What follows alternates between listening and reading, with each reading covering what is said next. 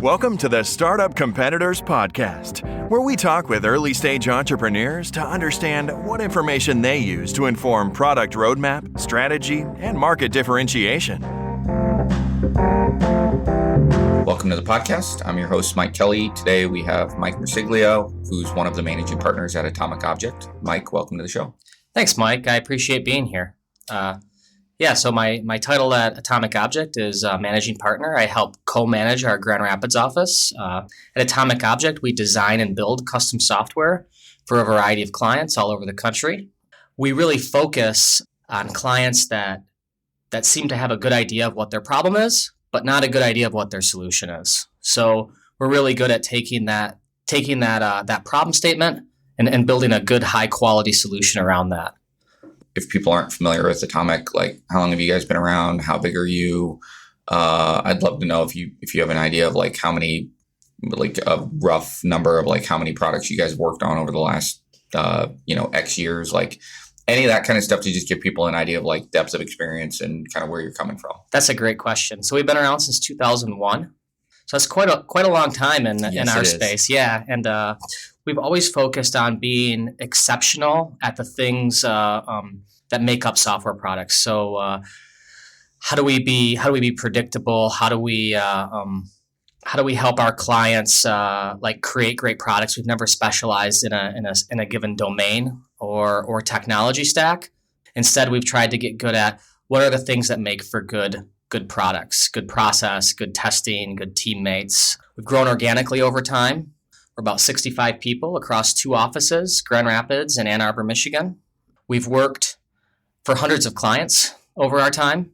We probably do on the order of 40 to 50 projects a year. Right on. Most of those projects are product development type stuff, so things that are on the revenue side of our clients' P&L. Occasionally, we'll do some things on the expense side of their P&L, but for the most part, it's products that's helping our clients make money by selling things to their clients. Awesome. Perfect. Thanks for that. Okay. So, I don't know if I've ever asked you this before. Are you a programmer by background? Is that where you came from? I am. Yeah. So my background is I'm actually the first employee at Atomic Object. I took a small hiatus in the middle, but Carl Erickson, the founder of Atomic, was a professor of mine at Grand Valley State University. And when I started at Grand Valley, I knew I wanted to do a travel abroad program. And I saw that there was this information night by this guy, Carl Erickson.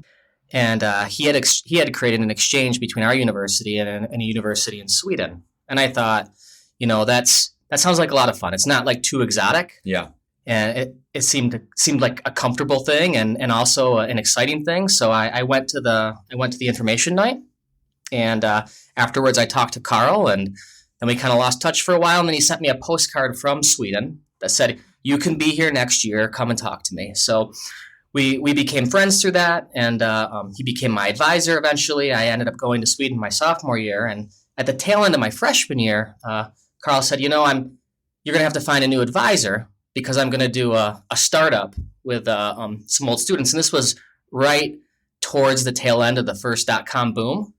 And he said, "Come to think of it, what are you doing this summer?" And I'm like, "Well, I'm putting parts in a box for self-serve car washes." And he's like, "Well, do you want to write some programs?" I said, "Great." So I started getting my education in real software development pretty early. And we were a very typical .com 1.0 startup, right? We had some money, we had some smart people, we had great technology ideas, but we had no client, no customer, no real product need. It was one of these things where it's like, we're going to have a lot of fun building cool technology, but not really know how that plugs into anything. And, I think everyone kind of knows how that story ends. Yeah. So it was a good lesson to learn. And coming out of there, Carl decided he didn't want to go back to the university. And so instead he did the contrarian thing at the time, which was, well, I'm going to start a software firm, right? And that's the time when everyone's like, don't go into software. All software is, going overseas. And we just kind of thought, well, if we start the company, there's always going to be a need for smaller projects. Yeah. And stuff that doesn't go overseas. So I think for the first 5 years of Atomic's existence, all of our clients were within a 20-mile radius. And today we do work with people all over the country. So, luckily people were wrong that like all software is not going overseas. Right. So, that's our beginnings. And so I worked as a developer for a number of years. In 2005, I took an opportunity to move out east and work for a product company out there. Had a great time, learned kind of the other side of the business, full life cycle support, things like that. When I was out there, I did my MBA. And I came back to Grand Rapids. My wife and I were both from the area. We wanted to get back to town, and we loved out east. We were in the Boston area, and I felt every day I stayed out there, it was going to be harder to come back. So we just decided one day, we're going to come back. And we moved back. Atomic was nice enough to take me back. I worked for another year as a developer and then started transitioning my role into more of a leadership role within the office, working with clients, helping them figure out if we're a good fit to help, HR stuff, finance stuff. So, I've kind of learned a lot from Carl, basically how to run the business. Yeah. Dude, I can't believe I've not heard this story before. Fantastic. Thanks. Okay, so the reason why I wanted to have you on the podcast is because last time you and I were talking, you talked about this framework that you have kind of based on this concept of orders of magnitude. Mm-hmm. When an entrepreneur shows up and says, hey, Mike, can Atomic help me build my product? You kind of said that like this was a good framework for you to walk them through, like have they done all of the things that they could do up to this point to de-risk the business and to help provide an idea of what it's going to cost to actually go down this path. Right. That's a great question, Mike. I like to think of it more as a roadmap than a framework. So when the entrepreneur is coming to us, they're really thinking about the solution that they want to implement, right? And they want to jump right into like building the product. And I generally think that's like not the right decision because, the worst thing you can do is build a product that no one wants or uses, right? So like, how do you start to validate what people want? And I started thinking of this, and instead of jumping right into building the product, is what questions or hypotheses can I have? And if I can create this roadmap where at each step my questions get progressively more expensive to answer, right? I can start really simple, right? So I'm going to figure out what my problem is, and then I'm going to not necessarily talk to friends and family, but I'm going to talk to some people I don't know and start validating that problem, right? That can be a pretty cheap experiment. It might allow me to kill that idea quickly or pivot that idea or continue to build confidence in that idea, right? So now I move to the next phase. So the next experiment that I have to do is going to cost me a little more money. And I tend to think it ends up being like an order of magnitude more. So if that first experiment cost me, $10, $100, this next one's gonna move up the ladder, right? And so now I have to start thinking about, okay, who are the other competitors in that space, right? Like I'm gonna have to do some research. Maybe I'm gonna use some existing tools to do that, right? That's gonna cost some money, right? Once again, that might continue to give me confidence to move forward, or that might give me pause. And what I found with this roadmap is when it gives you pause, what that means is you either have to stop, like quit the product, it's a bad idea, do something else. Yeah. Or ask another question at that phase in the funnel, right? Yeah. And then as you move on, like each progressive step up generally costs an order of magnitude more to answer your hypotheses, right? And what that gets you is that, that gets you from your $10 to $100, $1,000, $10,000, right? So you're through those phases, and hopefully by the time you're through the kind of the $10,000 order of magnitude, now you're ready to come and engage like a high quality software firm, as you say, like, okay, now we're going to build that first MVP that does something really well, that's really high quality. And that's probably for like a web or mobile product, going to cost you in that like $100,000 range, right? Right. And then you're not done there, right? So like then kind of the next step is like, okay, if this still works, right? If this is still working, because you're still testing at that point, then it probably means you're going to have to go out and raise more money, and it's time to commercialize. And that's where you're going to, as your product scales and as it becomes more successful, it just gets more and more expensive to ask those questions. But you're putting money into something that you validate or feel really confident on. Yeah. Great. That's fantastic. So let's rewind to maybe that first stage. Mm-hmm. When you talk about kind of defining what it is you want to build, do you have any like heuristics or tips or questions that you guide the entrepreneur down to help to like define what the product is? Yeah, I try and step people way back. So they'll come and they'll say, I have this great idea to do X, Y, and Z, right? And Uber for podcasting. Uber for podcasting, you got it. So then the thing is okay, well, let's take a step back, right? Like what's the problem that Uber for podcasting is solving? Whose pain is that we're solving with Uber for podcasting, you know? And then you really want the person to focus on like, am I actually solving a problem that someone's going to pay me for in some way or give me something for? And it forces people to slow down and make sure that they're answering the right question with their brilliant solution, right? Yeah, and there's a common thing in the venture community that they talk about, right? Like is this a 10x problem? Like is this a problem that somebody, or a solution, is your solution to this problem 10 times better than the status quo? Because if it's not, then nobody's going to pay for it, right? So like, so maybe you have identified a legitimate problem, and maybe it is painful. But if your solution is only, the first derivative or 1x better than what they're doing today, it's so hard to get people to change. It's probably not good enough, right? Like you need to find the next evolution of that solution to truly make it a compelling solution that somebody would pay for. That's exactly right. So normally your solution is, I think in most cases is changing someone's behavior, right? Like they were already solving the problem that you're trying to solve in some other way. Like if the problem didn't exist before, you're kind of in trouble, right? But someone is solving the problem some way. Maybe they're not using technology to do it. Maybe they're using a different tool to do it, right? But that's where, like, when you're doing that problem identification, now you can go and talk to these people and you can start asking them questions around, like, how do you solve this today? Like, what would be the cost of switching away from the way you're solving it today, right? Because a lot of times there's a switch cost involved. So you might think they have kind of a garbage solution, but they're locked into it or something like that. So it's going to be really hard for you to break into the market, right? And what you really want to do is you want to learn about the pain of the people that you're looking to service, and just make sure that pain is real and that they're going to be equally excited about your product. Right. All right. So let's say somebody has they've done that step. They've defined the problem. They've validated that there are a good number of people who feel this pain. Mm-hmm. And so now the next step is, I think you said the next step is to, now go do a little bit of market research. What's already out there?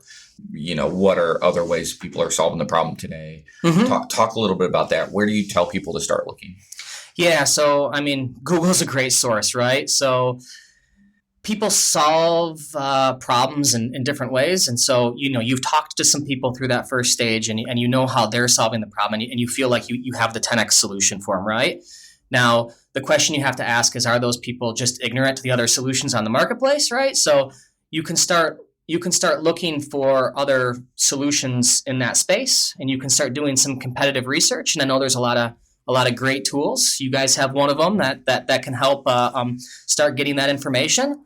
But then what I like to tell entrepreneurs to do is I say, okay, you've started to gain this information. Now, how can you start to test kind of some of the scalability of it, right? So, you've gone out, you found the person that has this pain. If you built the solution for this person that they're going to be happy, right? Yeah. But you're not going to grow a company just like solving that person's problem, right? So the question is how can you validate what's my cost of customer acquisition, right? So I have a good problem, but now I need to validate, like, well, how much is it going to cost for me to acquire customers that aren't just in my backyard, right?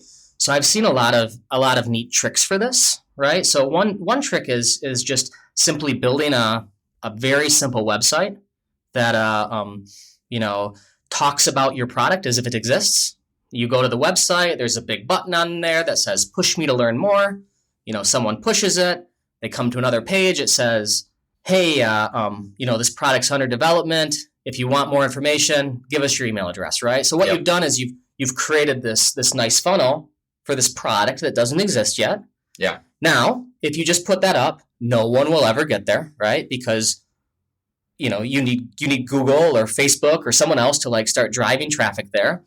And now you can go and you can start spending money on AdWords or marketing to push people to that site, right? So what you're doing is you're trying to find out how much does it cost to identify people that have the same problem, get them to my website, get them to click that first button because you're going to have fall off, right? Yeah. And then get them to give something to you that's very sacred to them, which is their email address. If someone's willing to give you their email address, they're probably willing to give you money. They probably value that more than money. So that's a really good indication. So if you can build that list and you can get people to that site in an inexpensive way, like you're starting to really get some traction. Yeah, you're validating the value prop. Exactly. Perfect. So then, okay, so let's go one step further. So I've done that. I've shown that I can acquire customers for. Let me take one step back first. So, back to this idea of orders of magnitude validation, right? We're kind of in that $1,000-ish range, $1,000 to $10,000 order of magnitude as we're doing a test like this, right? Yeah. What you might find is like, oh, I spend money on AdWords and no one comes still. Or, oh, like I can get people to come, but like they never give me their email address or they never get past the first page, right? So at that point, you don't necessarily have to like give up like it's a failure, right? But what you do probably have to do is you probably have to re-spend the money in that tier to kind of repivot or reposition as you kind of hone in what works, right? Like maybe your AdWords are speaking to the wrong set of people. It might not mean that the problem's wrong or the solution's wrong. It just might mean that like your marketing message isn't tuned correctly, right? Yeah. So you can kind of redo that step until you find success. But the idea is don't move past that step until you found success, because the next step's going to be an order of magnitude more expensive. Got it. Yes. That's a great point. And it's in fact something that we did with startup competitors, right? Where we went out and tried to acquire customers before building a product through AdWords, built a website, did a bunch of AdWords.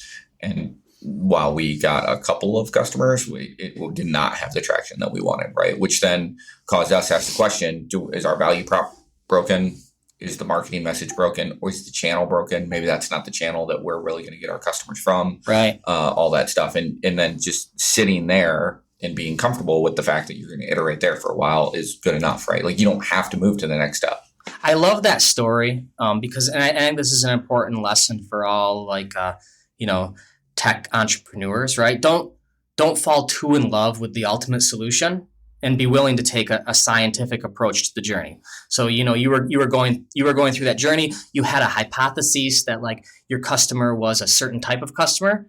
And, through that story, you guys found out that your primary customer is probably someone else. Yes. And So it was startup competitors. We pivoted from thinking that we're selling directly to the individual entrepreneur. We still do that. And that's great. If you're listening and you would like to use our service, you can. But what we found is our real customer is a venture fund or an agency that works with startups, or, all the people who are service providers to those startups or see entrepreneurs in volume. They love our service because for them, the entrepreneur feels this pain for a very, very short period of time, right? When they're at the stage that you're talking about, they feel the pain of understanding the market at one moment in the journey. A venture fund feels the pain of understanding the market every single time somebody pitches. And you came to that solution because you felt that pain personally before. Yeah. But you're absolutely right. Like it's a pain in a moment of time, and you're not a sticky customer. Like you're a one and done customer. And now your venture funds, like that can be an evergreen customer for you. And I just think it was a tremendous learning, and you did it at the right kind of order of magnitude, because I always think like, what a bummer to say, because you could have went all the way to the software product. Like you guys know how to build products. You could have built the product, right? And if anybody could go straight to product, we could. Right? Yes, correct. And you could have built a product like very specifically for yourself, right? And it's a real, like when you're building custom software, you're no matter what you do, you're taking an idea and you're making it an algorithm, right? So you're making it less flexible, and it's just more harder. It's harder to experiment with algorithms than it is with our human brain, right? So Yeah, do those experiments as inexpensively as possible, because you're building the custom software, like unwinding that or experimenting as you're building that code is really expensive. Yeah, Michael Cloran, who's my partner in a number of ventures, talked about this in the past. One of the things that they're big at in the STARTS program is, let's say you have a product, and now they've moved to product. If you're in that program, you're building product. Mm-hmm. But even within that, they try to find as many opportunities as possible to inject humans into the product, so that you can run those experiments. Because what they found is, like, let's say it's even something as simple as an email marketing message. Like, Yeah. The product is going to send you an email at a certain point to remind you to do something, to share results with you, something. As soon as they code that email, they put it in code, and now it's making an API call out to SendGrid or wherever to initiate the transactional email that's going to come to you. You've created friction for updating that message, Mm-hmm. right? Versus if you say, no, the first 10 of those emails or 100 of those emails that we're going to send, we're actually going to have Mike sit down and type that email and click send. Now we can do A/B testing 100 times, right? Well, that'd be a bad test, but you do A/B testing several times in that process to see how do open rates change, what a click-through rates look like. Do we, have we really tuned the message well enough that now you can just codify it, put it in code and make it scale? And that same thing of, like, everybody talks about artificial intelligence and building smart algorithms that are going to make decisions for you. Mike's also big on, like, you need to have intelligence before you make it artificial, right? Yeah, like, absolutely. You need to have a theory for what's the behavior that we need. And in early product, you can't do that. So having humans involved to make those early decisions where they can make those trade-offs, then you have a theory for, a way that you could tune this over time. Now you have something that you can now start to apply automation to, right? Yeah. And it can get smarter and smarter and smarter. But you can't just take a pile of data without that theory and do something with it, right? And so, again, injecting humans and maybe doing stuff that doesn't scale initially gives you the ability to learn so much faster. Yeah, I agree. Humans are highly optimized to deal with heuristics. Yes. And computers are highly optimized to crunch data and process at a fast speed. So, when you take it to algorithm or you take it to software, that's all about scaling, right? So, I think a lot of people use the adage, you got to nail it before you scale it. And going through these steps helps you nail it, right? So, as you kind of transition through this step, you've proven some market validation. The next thing is I find it's time to build a prototype or a proof of concept, right? Something that probably is not going to work well at scale. Something that, like, you might want to feel good about throwing away at some point, but you're gonna build some kind of humans / development hybrid, monster, right? To your end customers, it feels like a real polished product, but behind the scenes, it's a little bit like the Wizard of Oz, right? So, and you're probably doing this like in that 10 to 100K order of magnitude, right? And this could be, what kind of tools can I leverage behind the scenes? Can I do some, like, simple scripting or automation around some stuff? So, can I create a website where someone can come and they can log on and they can make a request for our service to do something, right? And behind the scenes, some of it's automated, but some of it's just people doing the work, right? Yeah.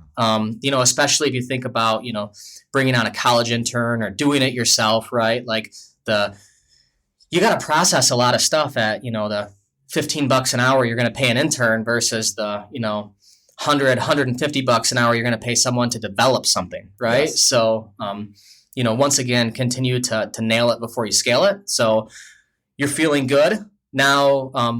Now actually provide a service to your end clients, and then you're going to really find out, will they actually pay for it? Will they actually value it? What's wrong with it? Yeah, they paid for it once. They paid for it the first month. They thought it would be the panacea to all their problems. Turns out 30 days later, it's not. And so they don't renew, right? So it becomes so now you have to figure out. So, like, the message was right? Like, yes, you've identified the problem, but your solution isn't to 10x better that's going to get you to retain those customers and keep them moving forward. So now you can hang out there for a while to tune the long-term solution to the point where like, okay, now I've got customers who are renewing month after month after month. Now we need to scale it, right? Yeah, absolutely. Yeah, you get to that phase, and maybe some people will do like a limited pilot or like a limited proof of concept or a limited prototype because they don't want to get too crazy, because it's it is humans behind the scenes, and like ultimately when you take the next step, you're gonna have to spend some money. You're gonna have to spend some time and money to get it fully automated. But you're really able to start proving things like, do people get there? Do they pay? And then do they stay, right? So you're trying to like figure out like what's my lifetime value of this customer, right? What's my cost of customer acquisition? And then what's my cost to like actually service them, right? Yeah. Kind of taking it to the automation step, or the actual build of the high quality MVP, right? Like crossing into that threshold where you're going to spend over $100,000 to build it. Like you want to make sure you're scaling the right thing. And you're probably, unless you're independently wealthy, like you're probably raising some money to go into that next step.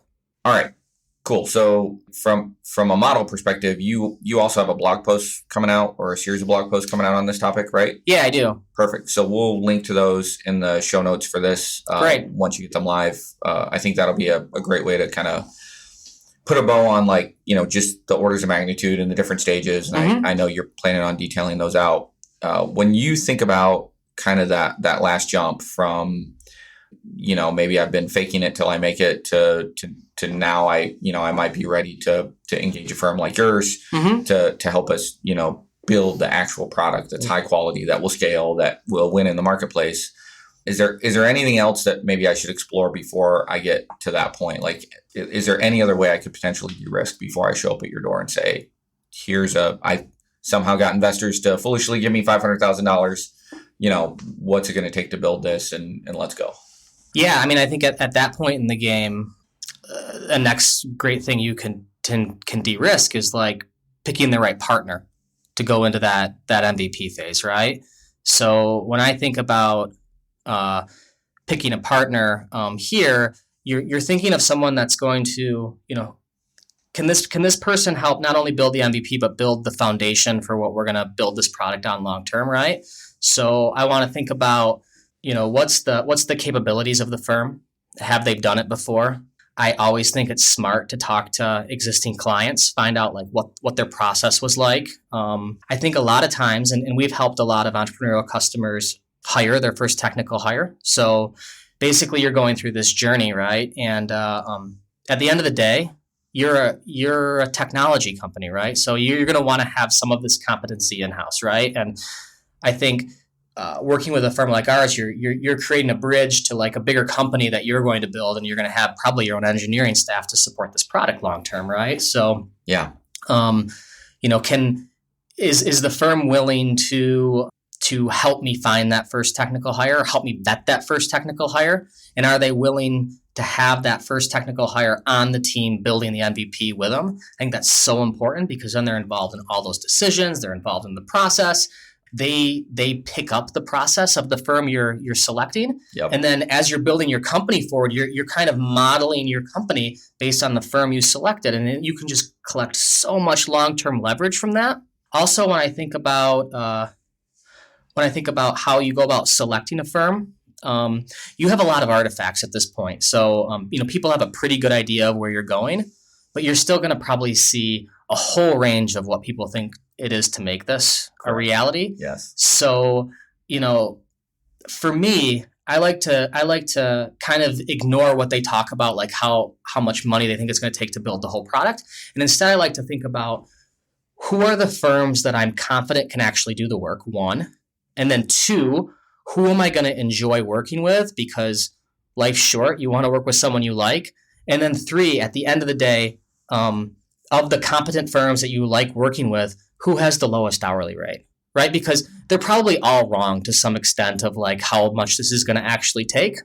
If they're smart and competent and good to work with, like your probably best economic bet is ultimately that hourly rate. Right. Awesome, man. totally great advice there, and completely resonates with our experience, right? Like the entrepreneurs that we've worked with who showed up for their, I have $70,000 and I need an MVP and I want to launch this thing in 3 months, right? Like 4 years later, we're still working with them, right? Like, it's not it's to your point of like life is short. Like this is not a transactional decision, right?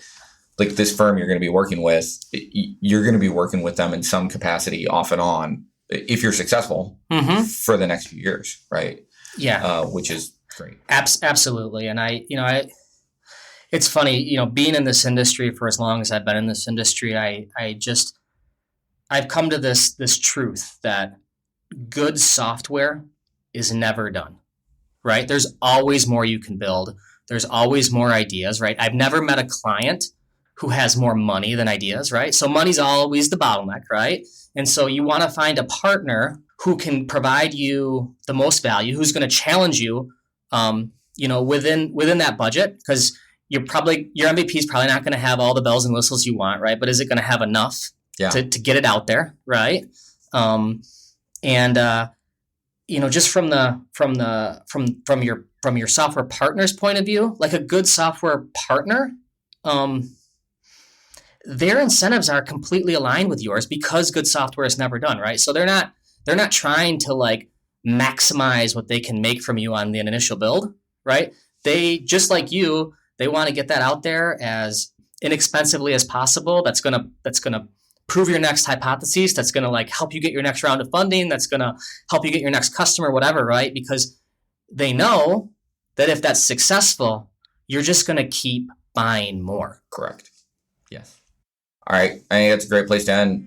Tell me, where can people learn more about you and Atomic Object online? Sure. So Atomic Objects at www.atomicobject.com. I write on our blog, spin.atomicobject.com. I'm also on LinkedIn under Mike Marsiglia. You might want to spell your last name. Sure. Marsiglia. Awesome. Right on, man. Thank you so much. Yep. Thank you. If you're thinking of launching a SaaS product, Startup Competitors can provide data on your closest competitors, survey potential users, or provide other product validation services. Learn more at startupcompetitors.com.